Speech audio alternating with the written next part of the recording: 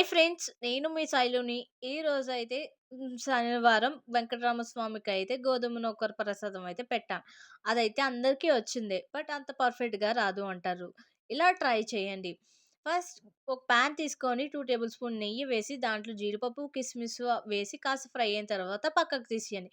ఈ గోధుమ నూక రవ్వ అనేది కూడా దాంట్లో వేసేసి కాస్త బ్రౌనిష్ కలర్ వచ్చేసిన తర్వాత తీసేయండి. ఒక గిన్నెలో తీసుకొని ఆ ఒక గ్లాస్ నూకకి ఒక గ్లాస్ పంచదార వేసి అది కాస్త కలిపేసి పక్కన పెట్టేసుకోండి. ఒక గిన్నె తీసుకొని ఒక గ్లాస్ గోధుమ నూక రవ్వకి 2 గ్లాసెస్ ఆఫ్ వాటర్ వేసుకొని కాస్త పొంగొచ్చిన తర్వాత వరకు ఉంచి చిటికెడు సాల్ట్ వేసి ఈ ముందుగా కలుపుకున్న గోధుమ నూకని అది వేస్తూ కలపండి. వంటలు కట్టకుండా ఉంటాయి. కలిపేసిన తర్వాత పైన కాస్త నెయ్య, అలాగే ముందుగా ఫ్రై చేసుకున్న జీడిపప్పు, కిస్మిస్ అయితే చాలా టేస్టీగా ఉంటది. సో, తప్పకుండా ఇలా ట్రై చేయండి. మీకు పర్ఫెక్ట్‌గా వస్తది. And follow for more videos.